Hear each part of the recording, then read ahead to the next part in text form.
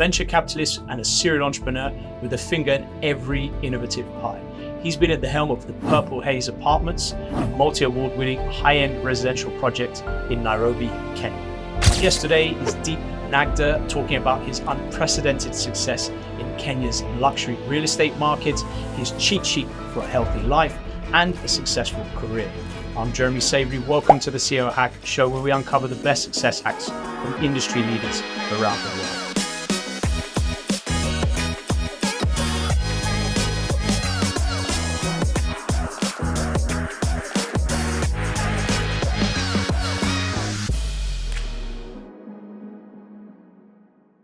Good to see you again. Always a pleasure being in Nairobi. So Deep, tell us more about yourself, your background, and how you've accomplished so much at such a young age. And I think the fact that everything really started with this huge landmark real estate project that you did, which was called Purple Haze. Yes. Won many awards, architectural awards. It was the first of its kind, high-end, prime location residential project in Nairobi, in Kenya. It's called Purple Haze. Why was it called Purple Haze? Oh, so funny story on that. Our architects actually come from Singapore, and one of the associates on the team was from Amsterdam. Okay. And when they came down to set, they saw these jacaranda trees, and from there he saw the purple flower, and he thought, okay, hey, of course it occurred to him that it was going to be Purple Haze. You must have got asked that question a lot, right? We do get asked that, and a lot of people take it up for this Jimi Hendrix song, Purple Haze, but it was actually just because of the flowers. Because of the flower, okay. Yeah. But it's good because in terms of branding, like no one's ever going to forget a project like that, right? Nobody does. And funny story, I sent some documents over to the US, and on the return address was Purple Haze Apartments, and he was rejected at customs that it cannot be. We will not accept this, and they had to go back and open it up and then declare the contents. I can understand that. But the thing is, real estate is not all you do. You've done a lot of different investments on a personal level across many different sectors. You're very much into the green space, which is a big thing here. You deal a lot with the local banks here, the international banks as well. When it comes to funding, how much is ESG a big component of you getting lending? So ESG is a very big component, and it's just going to get more and more important, with the new climate goals, all the countries coming in together, figuring out ways on making this whole planet more sustainable, eco-friendly. So we're also at the forefront of that.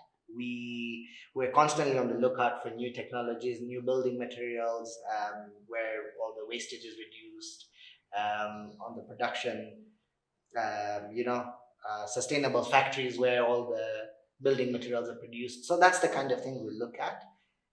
In fact, we were starting off a new project, and when we had called in the bank to come and do a first site visit. So even before they came in, they sent in an ESG compliance officer to make sure that the project is within the specified guidelines. That person comes from the bank? Yeah, from the bank. They have an officer in charge of this division now. And, until he's certified, that's when the rest of the team came in. Otherwise, they don't even bother starting to consider your proposal. Okay. And dealing with the banks here in Kenya, for those people who are not in the Kenyan, business community, how easy is it, or what are the things that you've learned over time getting lending from Kenyan banks for large-scale projects? For large-scale projects, I think the most important thing is your reputation, having that relationship with the banks. Kenya is not a very big country per se. Everyone knows each other, everyone knows what you get up to. And if you don't have a solid reputation, then you're going to face challenges. Whereas if you have a good reputation, solid background, they still go through all the due diligence and making sure that everything is complied with. But it definitely helps to have that relationship. So they'll do the feasibility study, but at the end of the day, your word is taken very seriously. Your word is absolutely key. In fact, we've had a scenario where the bank was only keen to come in when they realized that we are a majority shareholder in this particular business, and they said, okay, if you're there, then we're happy to come in and consider. We haven't had so much of a bounced check, a check gone bad. None of that in all our years of business, in all the years that my dad has also been in business.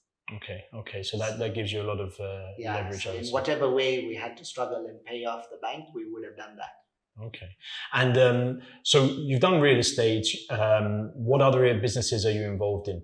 So we have our FMCG distribution business, which my dad solely manages himself. But everything else outside of that, I tend to look at, all the alternative investments. So the real estate division I look after. We had a few schools that I was looking after. We've actually also been involved in producing a movie in the south of India. Oh wow, as Yeah, well. so that I looked after. And you've got obviously a huge real estate portfolio as well. So that's property management, I would guess, as another thing as well. Yeah, so it's just the way things turned out. You mentioned Purple Haze earlier. Purple Haze started at a time when things were very, very difficult in the country. Costs were rising, the weather wasn't good. So when we started the actual excavation, we had prolonged 3 months of rain. It delayed the start quite a bit. We hit hard rock immediately. We had various other challenges. The banks were on our case, and COVID hit as well. And it was also the time when Kenya had 2 elections in 1 year. So all those disruptions really pushed us to the brim. And the bank was, obviously the meter doesn't stop ticking. We had to go in for more funding. The one thing we actually did right was, however we managed, we completed the project as specified. So these are the promised specifications, and this is what actually turned out. And it was exactly the same. So that put us right up there with our supporters, with people all around. That okay, you committed to delivering this, and you actually did. Although it was a little bit delayed, we still managed to get it done. Then COVID started, so obviously people were not coming in to buy property, and we started looking at okay, how can we make this a rental space? And we started furnishing 10 apartments.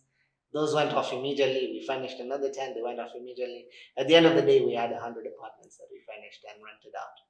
Yeah, that's one thing I always tip my hat to developers. I don't think people really fully understand how much thick skin and how deep pockets you need to be a real estate developer. I mean, that's a perfect storm, right? You've got, well, a storm, a very bad storm for 3 months. True. You've got COVID. Yeah. You've got 2 elections in 1 year and all the instability that brings. It's not a cup of tea for everybody, I think. It's not a cup of tea. I remember many nights, I'd wake up at 4:30 in the morning, various seasons, and my dad would have messaged like, "Are you awake?" I would be like, "Yeah, I'm awake." And then he says, "Let me call you." And then he'd speak. He says, "I don't know how we're going to manage this. It's really kept me up all night." So I do remember going through all those tough times, especially for this project. But I'm happy to say, for the last 1 year, um, we're in the green now. We're happy. We're doing well. Everything is as it should be now. So that was probably one of your lowest lows, just not being able to sleep, cash flow challenges and everything. What's been the highest high? The highest high has been all the recognition we got from that. We've won several awards for this project. It actually, everywhere I go and people look at us and like, "Hey, how's Purple Haze doing? How's everything?" And I say, "Yes, it's good." And we're actually starting off our next project. And that's just, you should see the surprise element in the eyes that, oh, you completed this massive thing, and now you're looking at doing another one, and they ask you how many units. I say 200. And they're like, "What? 200 again? You must be crazy to start something during this time." And that's something that now keeps us going. It gives us the drive, and because it was so big, everyone was it just caught the attention of many. And I think when you were explaining to me about the new project, I had to look at the price list, I look at the returns, I look at the architectural drawings. Price point, obviously very attractive, but the yields are very high. I was not expecting them to be that high. Why are they so high? What is the demographic that is renting these or buying these? So what we did is we looked around, and people in Nairobi have to commute long distances way before we had the expressway, and not everyone uses the expressway every day anyway. It's fairly expensive, 300 shillings one way, and most people don't have that. They barely make it, they barely get the fare for the taxis and all.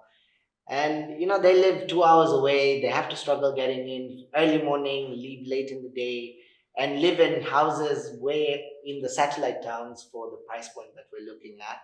So we thought, okay, we have this property now. Let's look at the same price point, although the unit sizes may vary a little bit, and we give them a high-end finish within 10 minutes walking distance to the CBD, to downtown Nairobi. And, just looking at that and looking at the surrounding properties and the rental that is achievable, we're looking at double-digit yields, between 16 to 18% yields that are expected in this new property. So within 6 years, you're getting your money back. Pretty much. I mean, that's a very attractive. I think it's a no-brainer. It's a bit of a no-brainer. So you studied in China early on in your academic years. What were the things that you took away from China? We're going back over a decade now.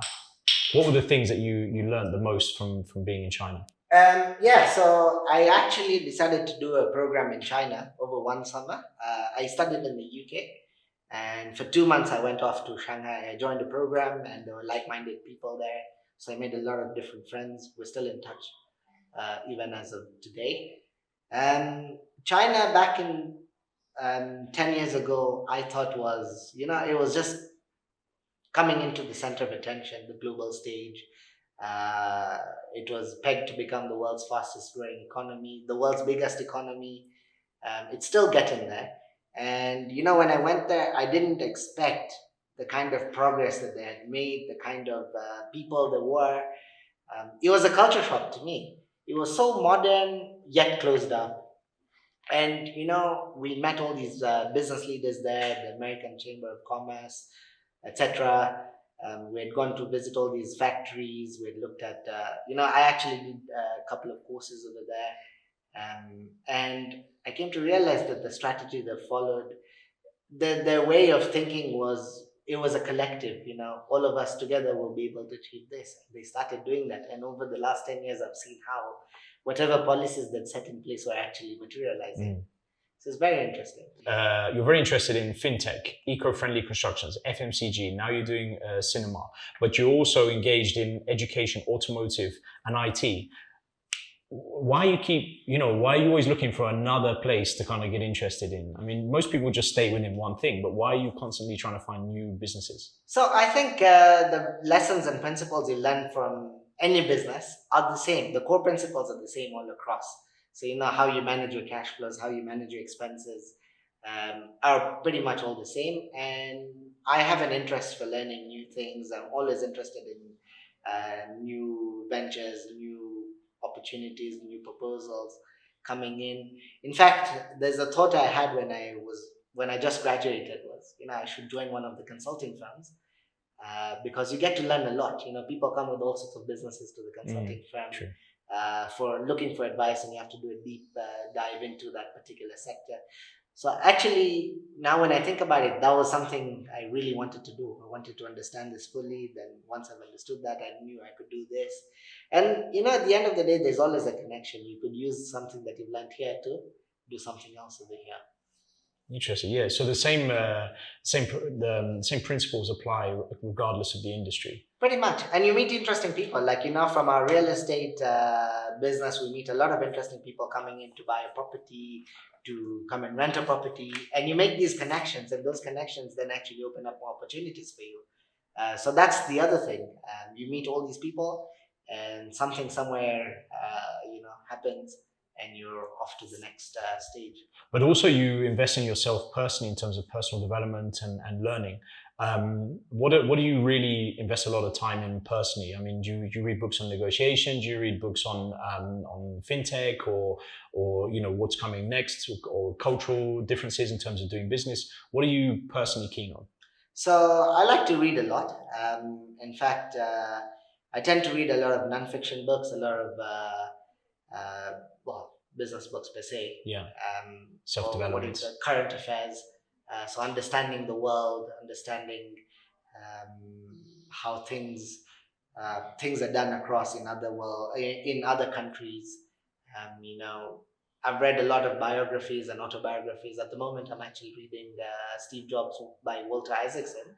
Walter Isaacson is like a master of the biographies, and he's capturing all these different elements that led Steve Jobs to actually bring Apple to where it was, including the time he was ousted from Apple and came back. So I learn a lot from books. I read a lot of magazines. I listen to a lot of podcasts, and a lot of the other things I do are on my walks.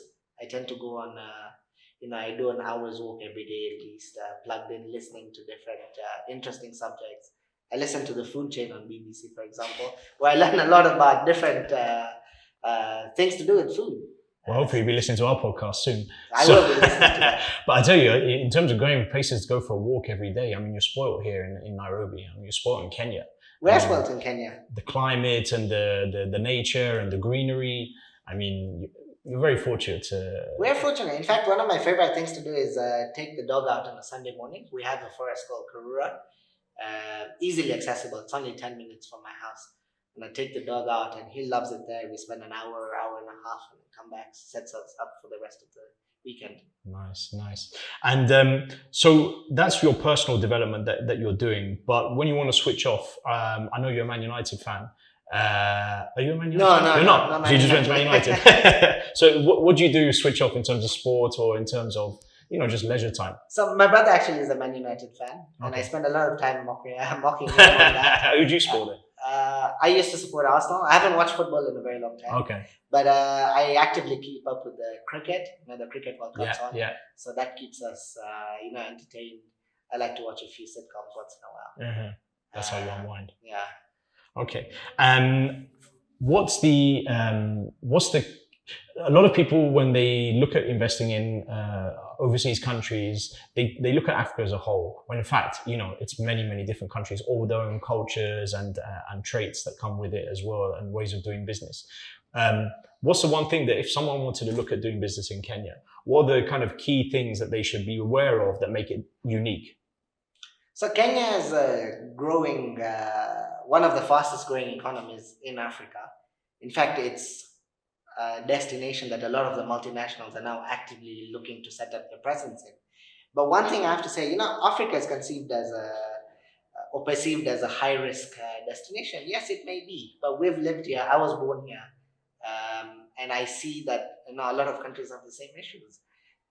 What people have to understand is there's certain ways of doing business here. If you start to follow and wait for a process to take place, it will not take place. You have to actively chase it up. You have to do whatever it is you have to do.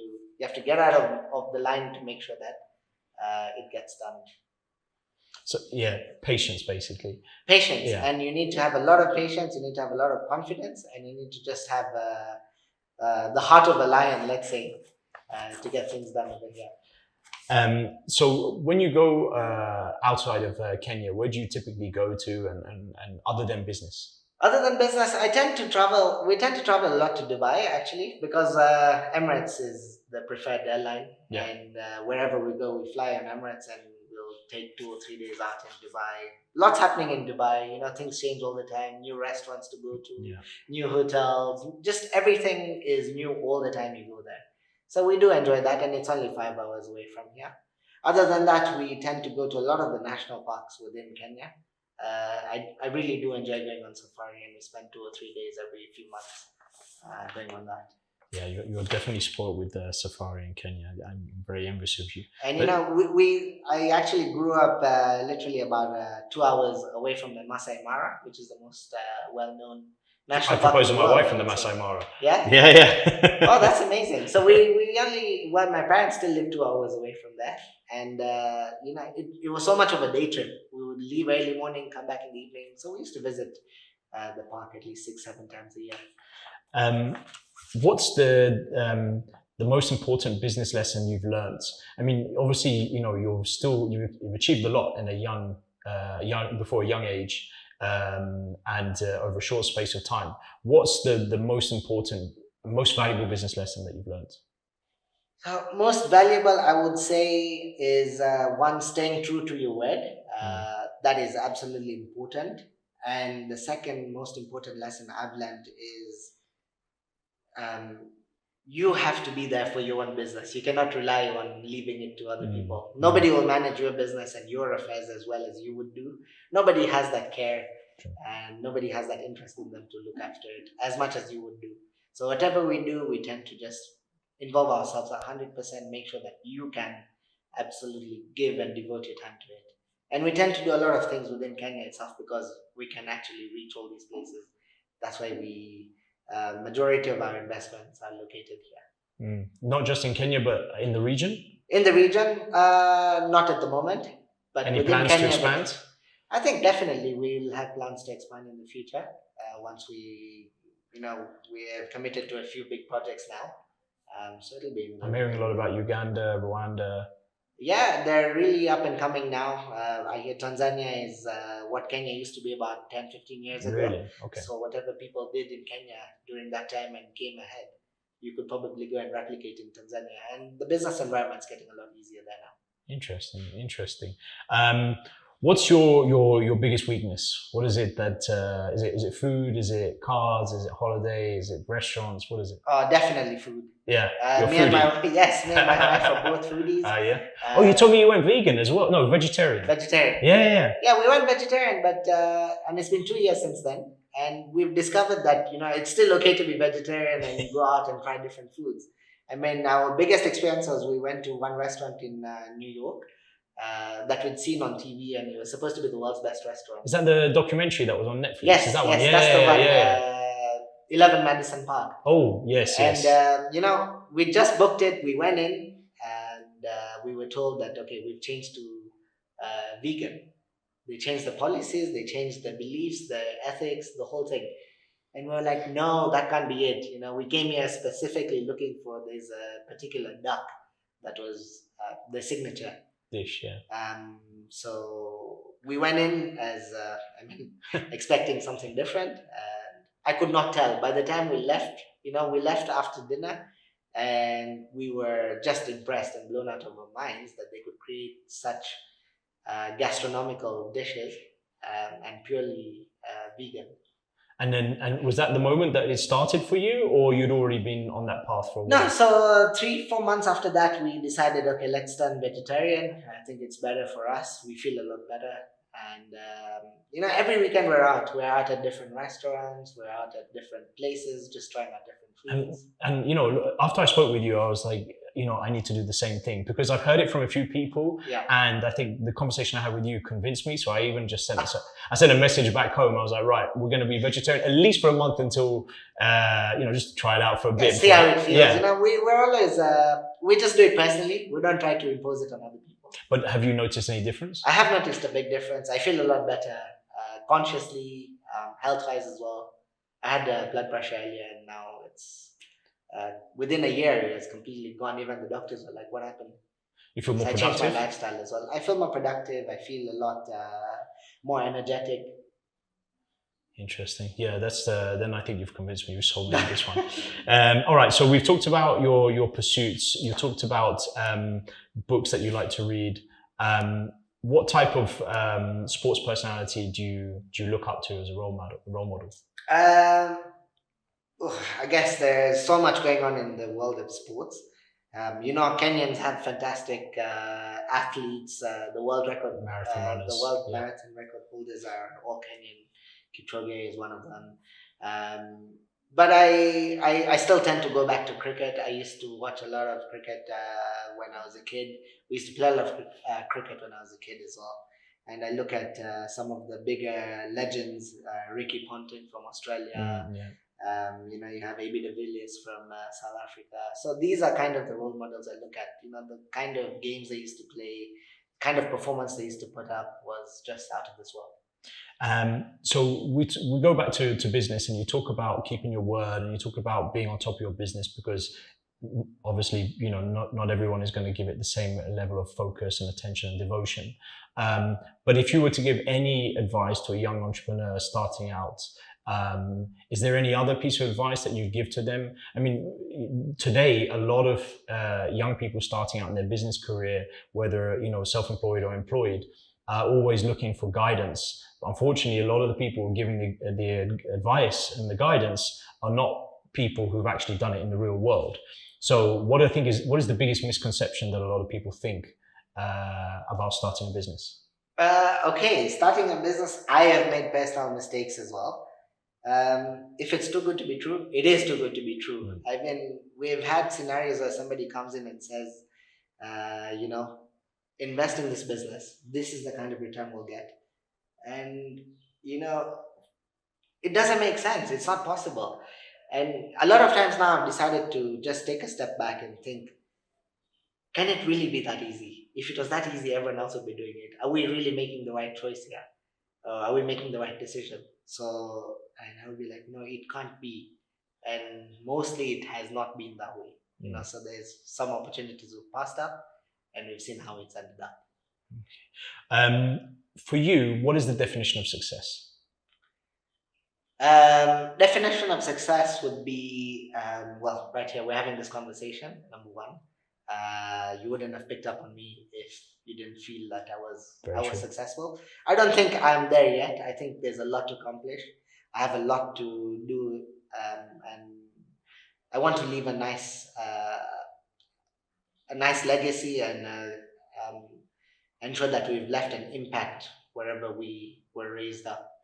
So doing something back for the community, making sure that whatever we do leaves a mark there for them, that they would remember it for generations to come, that there was this particular person or there was this business that actually had a positive impact on our lives. So I think that's at that point where we'll say, okay, we're successful. And also having your family around you, you're happy, waking up every morning, getting out and getting to do the things whenever you want at your own time. That would be the definition of success. Yeah, very noble of you, but also I see that your idea of success is not material, it's not financial. It's about being able to get the best of everything, being able to show that you've achieved something which is tangible, and other generations can see it, but at the same time, not sacrificing too much your personal life and your family life. Yeah, so I mean, I could decide I want to leave my office at 2 o'clock in the afternoon and go spend time with my family. That would be success. A lot of people are not able to leave their work, until 7 or 8 p.m. But you had to do the late nights to be able to get to the point that you can leave at 2 p.m. And when you have your own business, it's like work never stops. You could be doing something at 10 o'clock, you could reply to an email early morning. You don't switch off. You don't switch off. You're constantly on the go. Even when we go on holiday, I have to make sure my roaming is on. Somebody will call from the office or something will happen that I have to tend to. But then you tend to that and you move back in. You continue. And we're all about the experiences, as you said, not materialistic items, but we like to go out and try different restaurants, or go on holiday in different countries, check out different holiday destinations, etc. Yeah, I get that a lot from my wife. It's like, you never switch off. And it's like, well, at some point, everything's going to land on my doorstep. There's no other person who's going to deal with this. It's just going to come to me. Yeah. But the payoff is like, you can do things whenever you want. You can be anywhere in the world you want. You can do anything you want at the same time. The payoff is that you are always going to have to be reachable and you're always going to have to deal with any problem at any time. And it's a give and take, you have the freedom to go anywhere else in the world that you want to, but you still have to tend to your business. And if you don't, then it's going to fall apart. Exactly. What's your biggest regret? Biggest regret, I don't think I want to elaborate on the word regret. I'd rather take it as a learning point. We have made many mistakes in the past. We have jumped into things so quickly. We have taken certain decisions that have changed everything.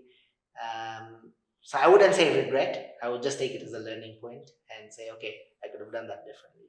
My biggest regret, actually, now going back to that, would be jumping into one particular business without thinking. We just sat in the evening and just committed and never looked at the numbers, and things went over budget. Actually became twice the cost that was anticipated. We put in twice the money and we actually got back less than 10%. That was to be recovered. And because of relations, we can't even take any action further, They are close friends and we took a gamble. How do you feel about doing business with friends? Because it's something that I really don't know the answer for. I know a lot of people who have done it and other people who don't do it because they know that people who have done it had bad experiences. How do you feel about doing that? Especially in a place where Nairobi, where everyone knows each other, the business community is very tight-knit. How is that? If you have a solid business plan, and a good work ethic, you have shared responsibilities and you make everything clear from the beginning that this is how it's going to be, you're going to be okay. What happens is, okay, you're my friend, let's go and don't worry, I'm going to put in the money, You tell me today I'm not able to raise that money. Is it okay if we still put it in for now, and then we'll see as we go along? That's where the problems start. So everything has to be very transparent, very clear, and then you'd be okay. So we have a few scenarios where we've gotten into business with friends simply because they're very good business people, and the kind of advice that we get from them and the kind of evaluation they do is different from what we do. And it balances out. We're more of a okay, sounds good to me, more of the gut instinct kind of people that okay. But you got the gut instinct because of the track record of the people you're going in Yes, with, right? so we know he can't be wrong. Yeah. He has done his numbers right, so let's go ahead and we've come out well. Very good. And I noticed you speak how many languages? 5, 6 languages? 5. One not so good, but 5 languages. Which one's that one? French. Yeah, but you speak French, right? You understand French. I do understand French. I can read French. I understand when I went to Paris a couple of times, Marseille. I could get by. I spoke to the taxi driver and it took us all across the city and we managed to get. And you understand when people talk to you in French? I did understand it. And how many times have you been to France? Twice. And we learned it in school and I was actually just twice. very good. Just twice, and already you understand everything. That is impressive. My regret is not keeping up with French. So since I went there and then I slowly started to lose it, now I think I will be able to speak maybe just about 20-30% of what I'll tell you, for someone who's only been there twice to be able to understand everything they say, that's impressive. But we had teachers from France and we had a lot of things going on over here in school. We had to have our exams in French. We had to speak French for about 10-15 minutes in order to pass the exams. So there was a lot of training. But I wish I kept it up. That's one thing I would now regret, actually. Okay, good. All right, well, listen, Deep, good to see you again. I'm sure we'll be back again soon. Please give us a ring when you're in Dubai. Absolutely. Thank you, Jeremy, for organizing this. It's a real pleasure. Thank you.